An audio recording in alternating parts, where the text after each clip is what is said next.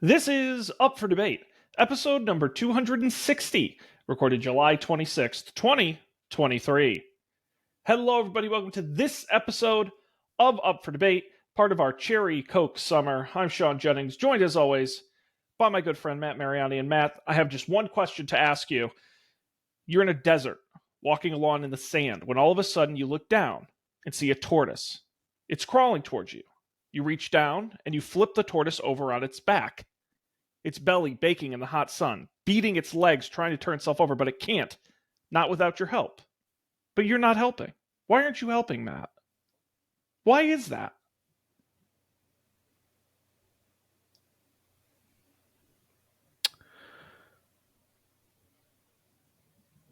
I can't. Union contract. I'm That's what a replicant would say. That's right. I'm under no obligation to help the turtle legally because I don't want to cross the picket line. Just like SAG. So that's why that's I can't right. We support the unions. Can't help the turtle. I'm in the why won't you help the turtle? I was Sean?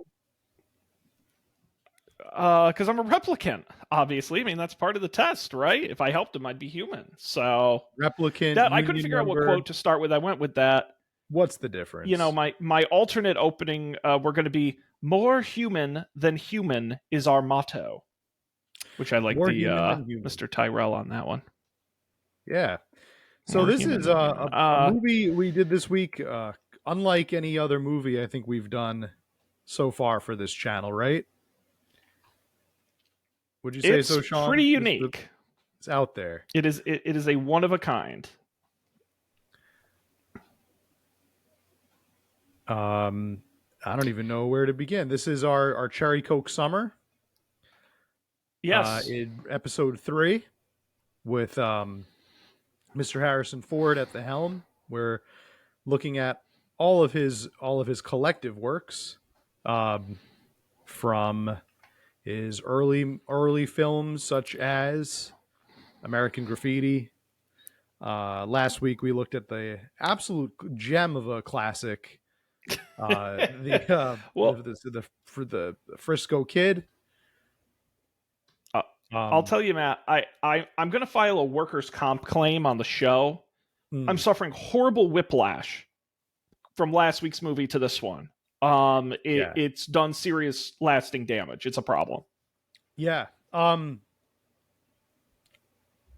I guess it kind of shows you the range of Harrison Ford, the movies that he's been in his collective career. He's been in The Frisco Kid. He's also been in this week's movie, Blade Runner.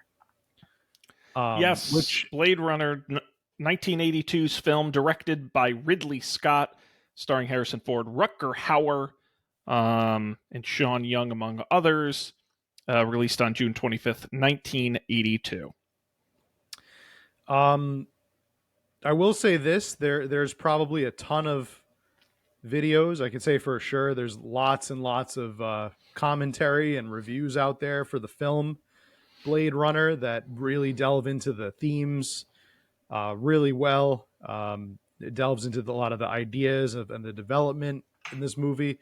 I think we're mainly focused on being the Cherry Coke Summer that it is. We're very much focused on Harrison Ford and his acting specifically in the movies. We are going to touch on some of the themes, but there's always, if you want to pause your podcast right now and go out there and watch a couple of deep dives into the film, or I highly recommend see the film yourself.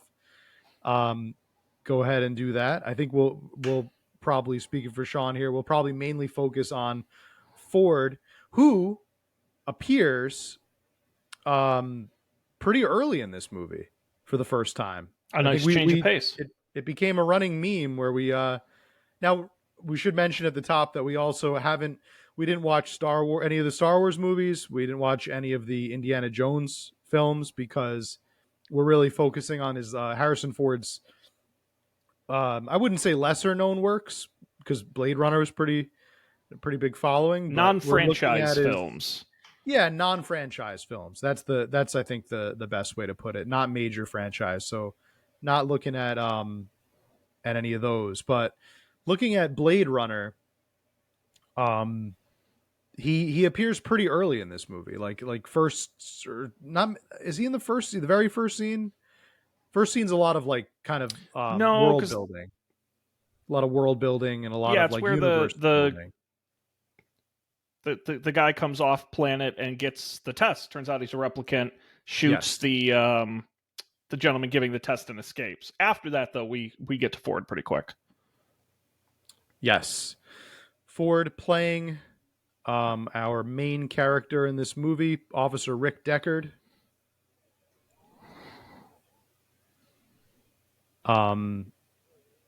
Who is assigned with the role of basically tracking down what are called replicants. Who how would you describe replicants, Sean? Gosh, I would love to. Kind of I would like love to just read what it says at the opening of the film because they kind of describe it here. yeah, Early in the 21st century, the Tyrell Corporation advanced robot evolution into the Nexus phase of being virtually identical to a human, known as a replicant. Nexus 6 replicants were superior in strength and agility, and at least equal in intelligence to the genetic engineers who created them. Replicants were used off world as slave labor in the hazardous exploration and colonization of other planets. Special Police Squad Blade Runner units has orders to shoot to kill upon detection of any trespassing replicant. This was not called execution, it was called retirement. retirement. Yes. Kind of off the bat reminds me a lot of a movie that the two of us saw in theaters together, Looper. You remember Looper? But I think the Yes. main conceit in Looper was not, they weren't retiring replicants, they're retiring like past versions of themselves or future versions of themselves. They're closing a loop. It's been a long time since I've seen Looper, but it was very, I think, very heavily influenced by Blade Runner and by the work of Philip K. Dick in general, who's the author of Do Androids Dream of Electric Sleep? 19 Electric Sheep, I should say. Do Androids Dream of Electric Sheep? The 1968 book, which I've read. Lot of the basically the whole movie is adapted from the novel. Including other movies like Total Recall, Minority Report.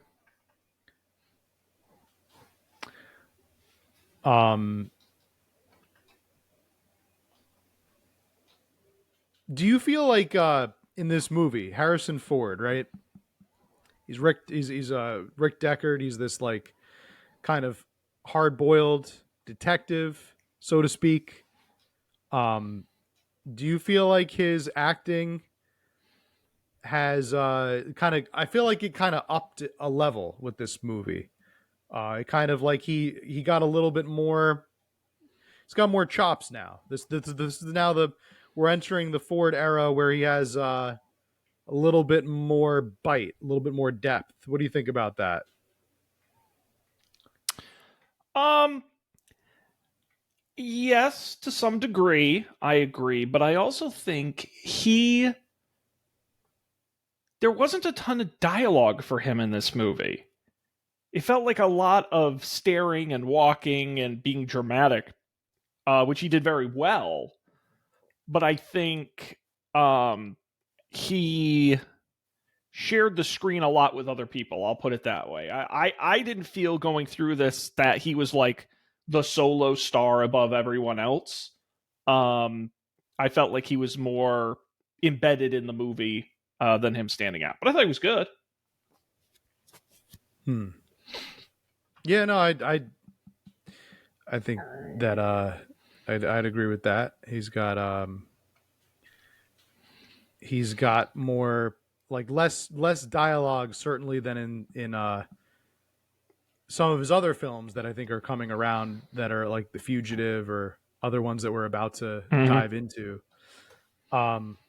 I just think, I guess, for the role that he's in, he's not being like last movie we watched. He was like mistaken for John Wayne, or it was like kind of like a stand-in for John Wayne. Before that, he was just like some carpenter, American Graffiti. They it wasn't even really like a known name.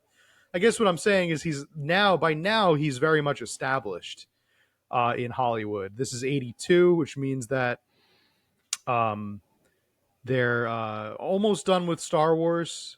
They're kind of on like the tail end of Return of the Jedi. Should be coming out in like next year, right? It was at '83. Um, and yeah, '83. And then you've got Indiana Jones movies are also like right around the corner. So I think what I'm saying is I think this is where his acting kind of goes up a notch. Now they've already done Raiders. Raiders of the Lost Ark was '81, but they've yet to do Temple of Doom, the next Indiana Jones movie. And I think Blade Runner is where he kind of steps his game up in preparation for the rest of his career. This, to me, I think this film marks an important mid level transition and springboard that's going to like really propel him into the next phase of his career. I think that the phase one is kind of in the rearview mirror now. Phase one, I think, concludes with Star Wars, and I think phase two, very much Indiana Jones, and very much this film, Blade Runner. I think this one kind of kicks it off. I don't know if I agree with that. I think Empire Strikes Back and Raiders kicks that off. I think by the time, because those two come out before this, and I think by that time, I think he's pretty well established. I think he's got the most he dialogue. Never does a film quite. Empire Strikes Back, I think of all the Star Wars movies, I think he has the most dialogue. I'm just totally could be making that up, Yeah. but I think that would not surprise me. And if you've watched the movies too, I think you probably would agree. I think that's where it really, he definitely has the most to chew with, and I mean, like, a large amount of the plot revolves around him.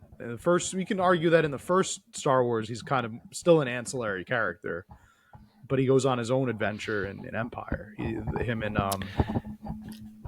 the Falcon. Yeah. Yeah, I mean, so I'm gonna get right into what I struggle with in this movie, because I want to say, as far as the movie overall, it looks great. It sounds great. It's as a written thought piece, it's great. My problem is this movie is really goddamn boring. It is so, and I'm trying not to be Mr. 2013 millennial guy. I'm really trying not to. I get it. They didn't have CGI and explosions and crazy shit back then, but I also think, you mentioned films like Total Recall and Minority Report. Those films are actually entertaining. This is like when a college professor assigns you a book, you know it's not going to be fun. I felt like this was an educational exercise, not an exciting movie. And I think when we get into Harrison Ford's role, he's good in the movie. I don't disagree with that. I would have rather seen him in a more exciting version of this movie, because we've learned by now he can be an exciting actor. Yeah, I didn't find the movie. I found the movie to be like maybe slowly paced, but I think there is a lot. There's a lot to chew on. It gives you a lot to chew on. It's a very cerebral movie. It's a very thoughtful movie. Maybe there should have been. I don't think you need that time. More to do. You don't need that time to be cerebral, because there's long panning shots. Again, it looks good, but it's more like a commercial for Los Angeles in 2019. Hey, move on in. Check out how great our crappy city is. I just felt like I loved the thoughtful themes. I wanted them to explore that, but I was also like, I felt like it didn't feel like there was a lot of movie in the 2-hour span. It is interesting. I think I mentioned before we started recording it that I've already seen this film. This was my second time watching it. The last time, and what was the first time I had seen this movie, I was still in high school. So where I was then versus where I am now, having like watched the movie now, I think the intentionality of the director comes through a lot more. Yes. But I think that 2008, 2009 Matt, who had seen this movie in high school, probably would have agreed with you and would have said like it could have definitely, and I still do it. I mean, 2023, I still do it agree. Would agree that there maybe they could have thrown in a few more actiony set pieces. I think there was, aside from a few chase scenes, there's not a whole lot of like really like riveting action on the part of the movie, with the exception of I think the last act. You get some good you get the fight scene, you get the chase scene, you get that unforgettable the scene in the rain, which is one of the most thematically important parts of this movie, which we'll definitely have to get to and dive in. But yeah, I mean, pacing is one thing, but I think there was a lot, especially having watched it essentially for the first time. There's a lot to think about, a lot to chew on. This film to me was a masterclass in world building. I think it did a great job world building, in the sense that it gives you just enough of its universe and uh it's neon sprawled, not too distant dystopia, that it kind of leaves you wanting more. It leaves you wanting, like, you want to explore that world and peel back the layers a little bit more. I mean, at least I did going in. I remember, and I don't know if did you see 2049? I didn't see it. I didn't watch it. I I didn't wanted get a to, chance but to, unfortunately. I didn't get a chance to. We may have to revisit that one in the near future, but I don't know if 2049 did more of that peeling of the band-aid, peeling of the layers back, looking under the hood and seeing what made the world function. But um it it's Yeah. it's such an important movie for all science fiction movies that follow it. I mean, you can name so many directors, Well, writers that were influenced by this movie, and then went off and made their own. I mean, Matt, there are a lot of. First of all, very I'm going to important. just blow past the fact that it wasn't intended as an insult that my taste is the same as a high schooler's. I'm going to just go past that. But Matt, there are lots of historical things that are important that I don't have to like. The Civil War is a good example.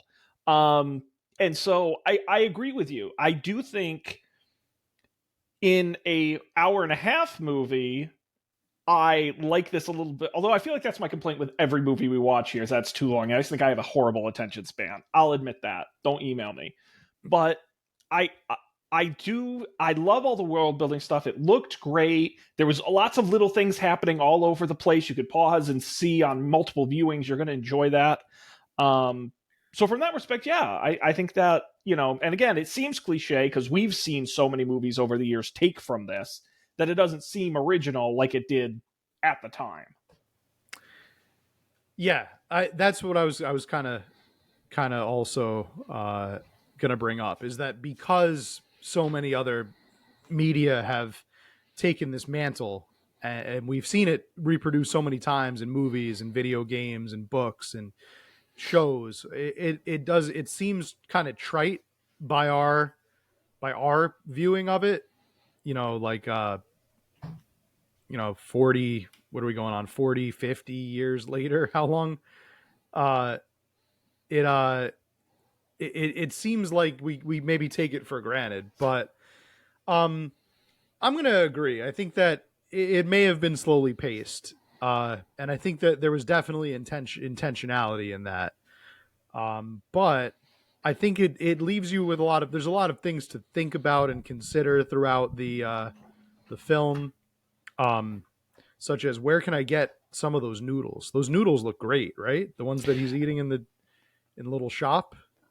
I still think It's about those noodles fantastic. from time to time. Those I noodles mean look excellent. that That is one thing I did, we talk about the setting of the movie and this sort of, one thing I really did enjoy was the sort of American Asian Mm. fusion of Los Angeles at the time.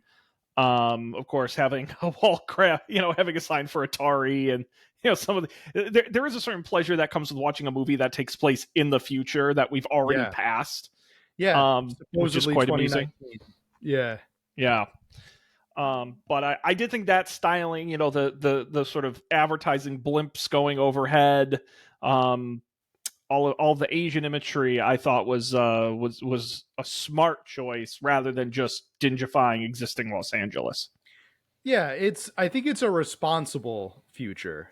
They don't What I like about this movie and its choices is that it doesn't just jump wholesale into like the future is going to be so crazy and it's going to look so different in 2019 we're all going to be like we're all going to have jetpacks and or we're going to be living on the moon. Like it's a little bit more responsible. Like there are off-world colonies but they're not really shown. There's this idea of replicants, which we're kind of seeing now with AI, definitely on the path to that. And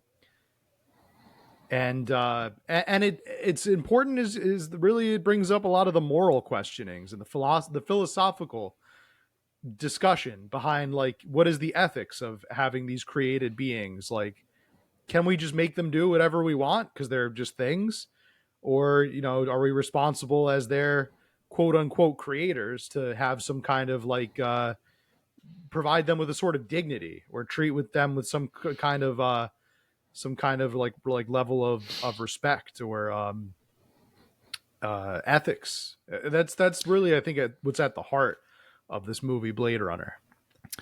Yeah, but that was also, I don't want to make it, it's going to sound like I hate this movie. I really don't. I did enjoy watching it.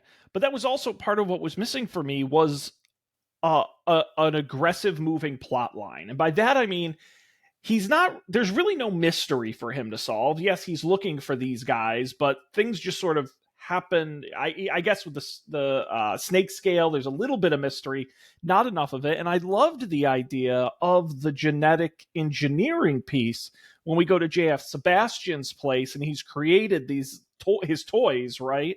That are genetically engineered. I'm like, that's really interesting.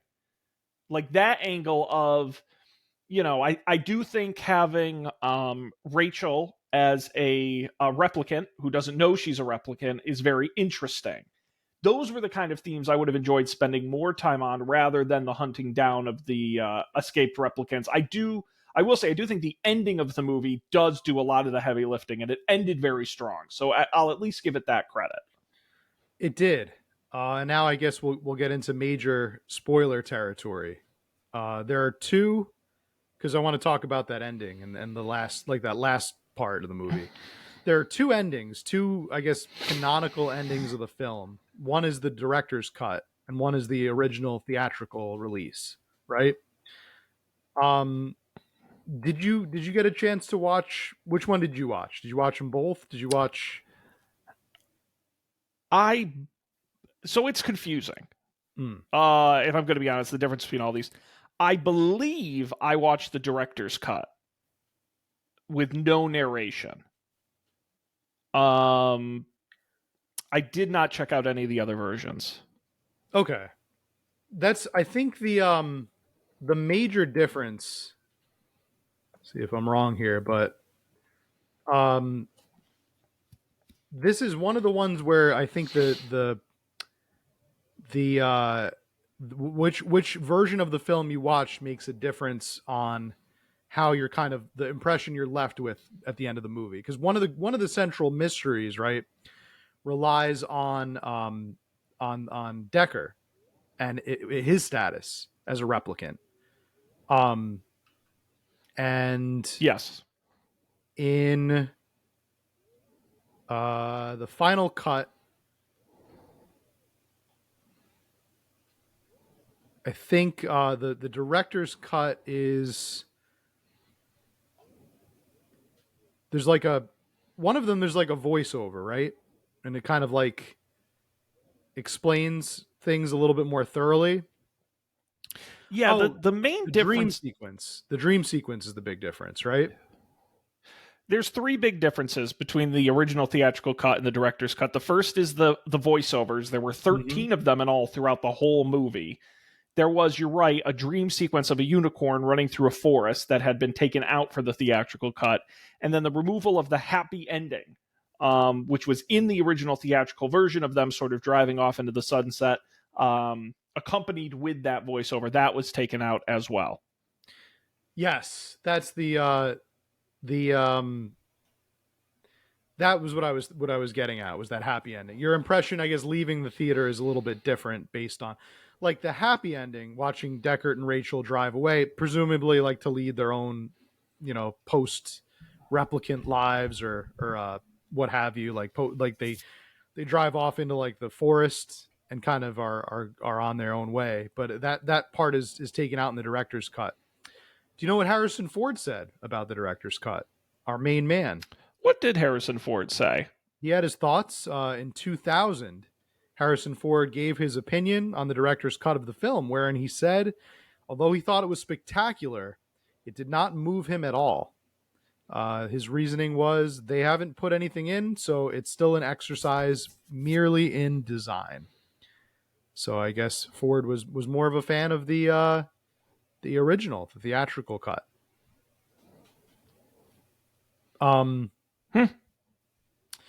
So I remember seeing I think this was, and this illustrates the example of why it was cool to have a physical medium back in the day. Because I mentioned before, I saw this movie when I was in high school on DVD. It was back in the day when Netflix was still doing DVDs. And I think this was one of the first ones that I had gotten in the mail, watched it, DVD copy. The DVD disc also had the director's cut on it. So I was able to first be aware there was a director's cut, and then again, watch it on there. Now, I guess streaming services now have pivoted to allowing you to watch the director's cut of certain movies. That was an option, but for a long time it wasn't. In a long time, you were kind of on your own for that. But I'm in a very big physical medium fan mode right now, Sean, because I've been reading a book that you recommended on our summer reading list, which we'll have to talk about, The Blockbuster, yes, the rise and fall, the inside story of Blockbuster, Built to Fail. I've been reading Built to Fail. Started it just today. And we'll talk about it later, but it's very interesting. The dude he's got some serious, I don't know if I'd call it axes to grind, or it's more like he's got some real insider information into the Blockbuster world. So we'll have to talk about that. But physical media is very much at my forefront of my mind right now, as we talk about Blade Runner today. In 2021, Ridley Scott said on a podcast that the main incentive for him to alter the film was an idea to plan for a sequel. So the studio wanted a sequel to this movie. That's why they wanted to give a happy ending, because the ending of the theatrical release reframed Rick Deckard as a replicant who was capable of reproducing. So I guess the idea was they were going to have adventures with possibly with Deckard's son or daughter in the next movie, but it wasn't meant to be. I mean, is this where we talk about the question at the end of the film? Is he a replicant? Yeah, that's the question. What do you think? Well, when it comes to that question, Harrison Ford says he was under the impression while creating the film that he was not a replicant. Ridley Scott has stated in his vision Deckard is a replicant. And of course, the idea of that unicorn dream partnered with the unicorn origami tends to lean in that direction, because Gaff would have known that dream. I don't know. I like to think,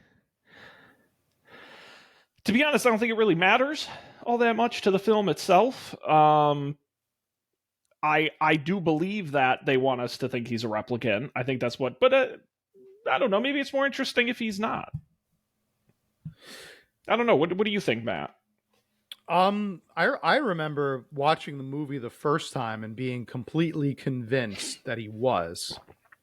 I was very strong on my opinion that he almost definitely was a replicant, and like you said, it doesn't really have much of a bearing on the film unless you. Now it's interesting is I went back and rewatched it with the impression that going in where I was like, oh yeah, he's a replicant. Now I'm going to look for the signs that he is. And I left this watching of it less convinced. Like after now, I didn't go from like he's definitely not, like he definitely is to definitely not. Now I'm somewhere in the middle where I'm like, I don't know. I think maybe there's a lot of the evidence that I thought was much more convincing when I was younger just isn't really that convincing to me anymore that he is a replicant. So I don't know. I still guess I lean a little bit more towards he is, because I think that would make the whole premise of his character that much more interesting. That he's a replicant who's been programmed to hunt down other replicants, which again would be really interesting to explore in a subsequent movie. But as far as I know, Blade Runner 2049 doesn't really answer that question. It's more of a standalone adventure with a different character. So Yeah. Oh, as of May 31st this year, an interview in Esquire that Harrison Ford was asked again if he thought Deckard was human or a replicant. And he said, quote, I always knew that as Deckard, I always knew that I was a replicant. I just wanted to push back against it, though. I think a replicant would want to believe that they're truly human after all. At least this one certainly did. So Ford maybe changed his even his opinion on it altogether. It slots in nicely into the film if that is indeed the case. Yeah.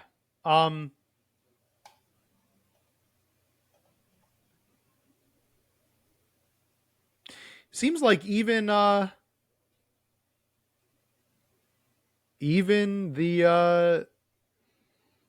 movie theater gods had a plan for Deckard to be a replicant, because there's one scene in the movie where Deckard's eyes glow briefly. It was a lot of pro replicant arguers will point to. If you look in one of the scenes, his eyes like kind of glow, which is a sign of a replicant. But as it would turn out, that was just accidental lighting. Some of the light was intended to fall on a different character, I think on Blake. And he kind of caught Ford's eyes, and people think that was an unintentional nod to him being a replicant. But well, that was one thing I did learn. Do you know how they did that effect with the replicants where their eyes sort of shined? Yeah. I learned in reading the Wikipedia article that shoot, where can I steal this information and repeat it as if it's my own? I mean, isn't that just what we do on this podcast all the time? We've gotten pretty good at that. Yeah, it's just it's just reading Wikipedia the podcast. Damn it, it's not on this page. I don't know where it was. I think was it on the IMDb trivia page here? Yes, it's called the Schöpfen process. Light is bounced into the actor's eyes off a piece of half-mirrored glass mounted at a 45-degree angle to the camera.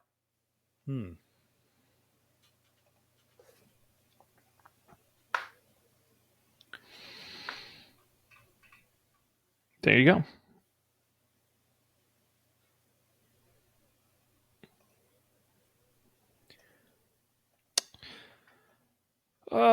What else about this film, Matt, speaks to you?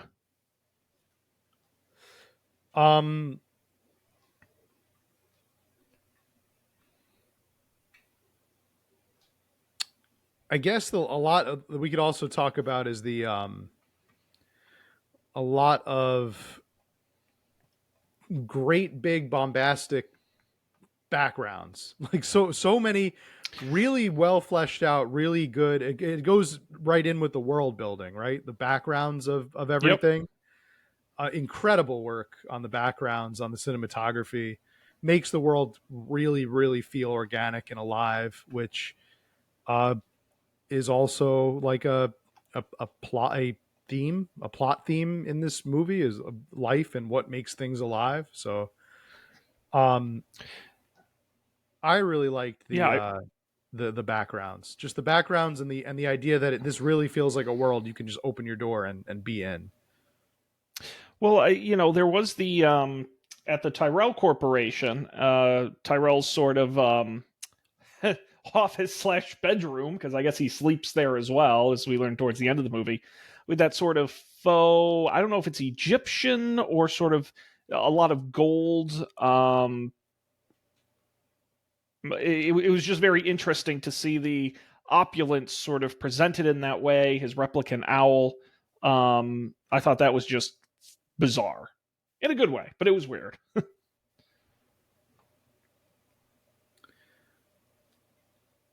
He also gets his eyes squeezed out, which is that was. It sounds bad. I wanted more of that in this movie. I wanted a little more like bloody ass kicking in this movie. Felt a little tame. It was great when he squeezed the eyes and really got him. Although the eyes, very interesting, very symbolic. See, I catch these Very things. symbolic, indeed. Eyes are a repeated symbolic theme in Blade Runner. Um, the film opens with an extreme close up of the eye, uh, and lot of mentioning about seeing things. I guess the big thing with sight is the connection between sight and memory in this movie. Seeing is believing, or Mm-hmm. seeing is knowing, or if you could only see this, is are lines that are repeated throughout the film. Um, there's I think in the most famous example of this, the arguably the most famous moment of the film is the Tears and Rain monologue. So famous, Sean, that it has its own Wikipedia page. Oh This wow. scene has its own Wikipedia page. Tears in the Rain monologue, um, which is of course a 42 word monologue consisting of the last words of character Roy Batty, um, portrayed excellently by Rutger Hauer, the one and only. Um, and they have the whole dialogue here, and so see if you can spot all the references to sight connecting with memory. It says, "I've seen things you people wouldn't believe. Attack ships on the fire off the shoulder of Orion. I watched sea beams glitter in the dark near the Tannhauser Gate. All those moments will be lost in time like tears in rain. Time to die." So that is drawn out into like this whole big prolonged speech in the, of course, as the rain is coming down, it's kind of is a moment where he's run as far as he can go. um he's kind of has nowhere else to turn, and Rachel and Deckard, he's kind of have him like cornered, and he this is right before he jumps, right before he's about to. Mm-hmm. So a lot of talk about seeing things and envisioning things and remembering, like they're going to be lost like tears in the rain. Um, and so sight, yeah, a big part of the movie is seeing, and I think that it is a very visual film. I mean, incredibly visual. I mean, like all films to some extent are visual. Like it's just the nature of the medium. But I think there's a lot of watching in this movie, and I think that's where a lot of the slower pace, or a lot of the Vimmel Builder kind of like large scale but some small things going on all over the place are where that's important. It ties in with this philosophy of seeing. I, I'm sort of scrubbing through the movie trying to remember different things that I think if I rewatch this movie I'd like it more, because now I'm remembering scenes like when he goes into the dressing room and he pretends to be with the what is it, the morality police or whatever, and he's talking to the woman um with the snake. There's some good stuff in here. I do have to shout out one of my favorite pieces of future technology in this whole film, which is when he puts the photo in the computer that's a TV, and he says such great lines as enhance 224 to 176, enhance, stop, move in, stop, pull out, track right, enhance 34 to 36, pan right, or pull back, stop. I wish we used computers like that today. That'd be cool. Could you imagine using Photoshop with that? Go 57 to 19, track 45 left, stop. Yeah, that I think more voice commands for computers for sure. But and I want it to be total nonsense. Yeah, technobabble. Absolutely. I want to have to say like specific coordinates of the screen to make it do things. Yes, definitely more than that. More of mentioning specific vertices and angles and specific matrices. Would love that. And yeah, I like the idea. We should definitely have to. I mean, forget like trackpads and mouse. Like, who needs those? Just tell the computer exactly precisely where you want the cursor to appear, what pixel you want it to appear on. Yes. Pixel 11752 enhance. That's what we wanted. That's what we want. Click. Enter. Type. Z7. Total gibberish. Do you know there's a fun story? I recently discovered how to use the text to speech on my phone. I had gone all this time without ever using it, and I just did it like for the first time. Like that seems like such a Matt feature. Couple months ago, and so I started using it with people that I was talking to, but I didn't know how to send messages, so I would always say send, and all of my messages just ended with the word send. And I sent one message to someone that said it said how do I send. It was like whatever I was saying to them, like, and then after that, it was like, how do I send these damn messages? Can't figure out how to send it. Send, space, send, and then it's just like send. I didn't realize that all you do to send is you just stop talking, and then it just goes right. I was commanding it. I was commanding. Yeah, no, you're a senior citizen, Matt. Senior citizen, yeah. God bless you. I want my early bird special. But I do like the idea that every sentence you text, it ends with send, sort of like on a walkie when you say over at the end. Over. Copy over. Exactly. I kind of like, so Matt's thought is done. He said send. As I was doing it, I was just thinking, like, what would somebody do if the last part of their message had to be the word send? Like, is there a place that you want me to send? And then I was like, maybe you just say it twice.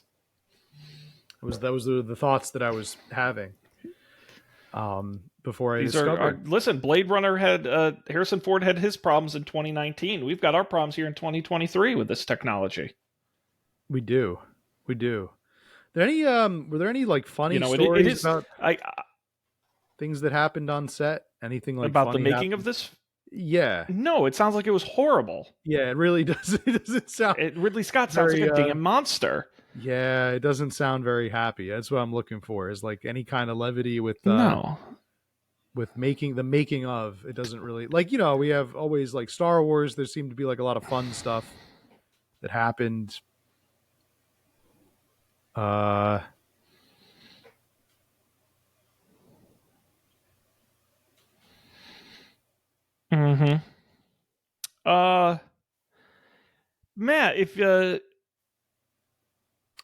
if you wanted to, put this on the Harrison Ford scale. Do you want to re-explain to the folks what the Harrison Ford scale we've been using is?